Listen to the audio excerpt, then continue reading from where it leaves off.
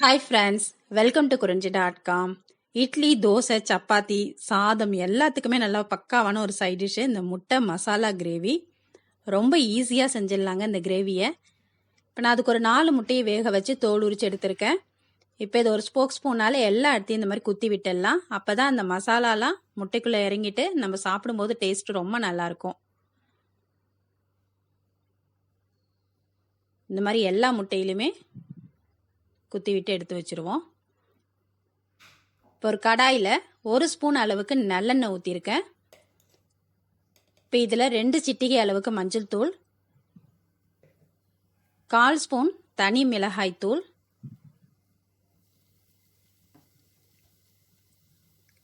1/4 spoon அளவுக்கு உப்பு சேர்த்து இதை நல்லா கலந்து விட்டுட்டு இதில் நம்ம வேக வச்சு எடுத்து வச்சிருக்க முட்டையை நல்லா வறுத்து எடுத்துக்கலாம்.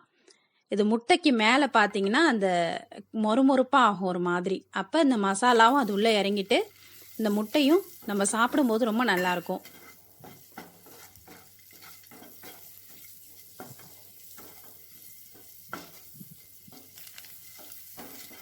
இப்போ நம்மளோட முட்டை ரெடி ஆயிடுச்சு. இதை ஒரு பவுலுக்கு மாற்றிட்டு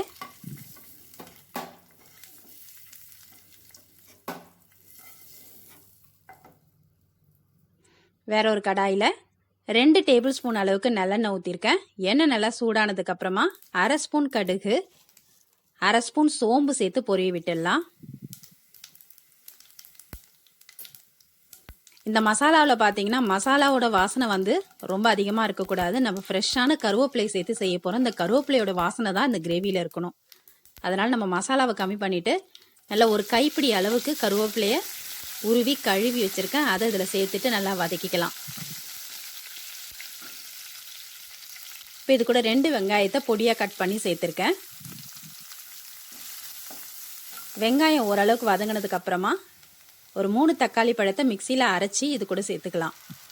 இப்படி பண்ணும்போது கிரேவி நமக்கு நல்லா திக்காக கிடைக்கும்.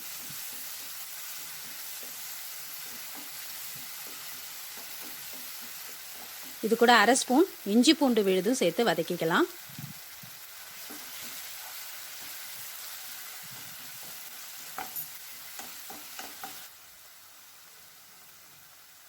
இப்போ இது கூட 1/4 ஸ்பூன் மஞ்சள் தூள்,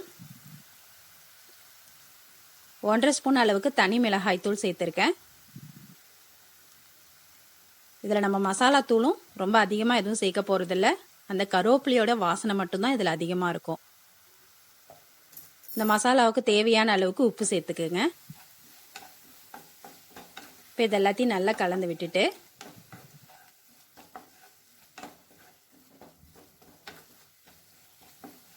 இப்போ இது கூட நான் 1 ஸ்பூன் அளவுக்கு கடலை மாவு எடுத்திருக்கேன்.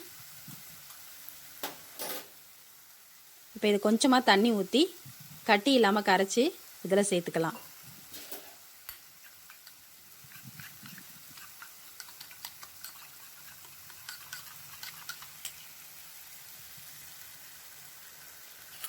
இதை நல்லா கலந்து விட்டுட்டு உங்களுக்கு கிரேவி எந்த அளவுக்கு திக்னஸ் தேவையோ அதுக்கேற்ற மாதிரி இதில் தண்ணி சேர்த்துக்கலாம்.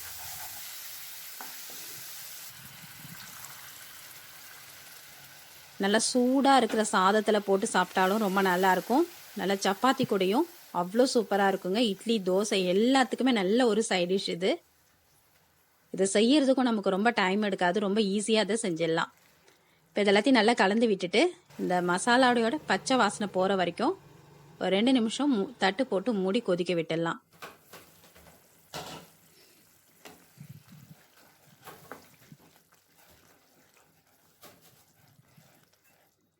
இப்போ இது கூட நம்ம ஏற்கனவே ரெடி பண்ணி வச்சுருக்க முட்டையை சேர்த்துட்டு நல்லா கலந்து விட்டு இப்போ இந்த முட்டைக்குள்ளே இந்த மசாலாலாம் இறங்குற வரைக்கும் திரும்ப ஒரு 2லேருந்து ஒரு 3 நிமிஷம் தட்டு போட்டு மூடி கொதிக்க விட்டுடுங்க.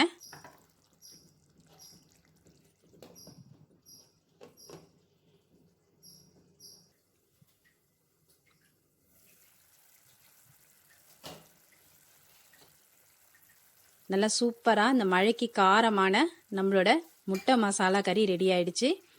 இப்போ இதில் லாஸ்ட்டாக பொடியாக கட் பண்ண கொத்தமல்லியும் இப்போ கொஞ்சமாக ஃப்ரெஷ்ஷாக கருவேப்பிலையும் சேர்த்து கலந்து விட்டு நம்ம இதை இறக்கிடலாம். இந்த ரெசிபி உங்களுக்கு பிடிச்சிருந்தா லைக் பண்ணுங்க, ஷேர் பண்ணுங்க, சப்ஸ்கிரைப் பண்ணுங்க. உங்க ஃப்ரெண்ட்ஸ் அண்ட் ரிலேட்டிவ்ஸோட இந்த வீடியோவை ஷேர் பண்ணிக்கோங்க. நன்றி, வணக்கம்.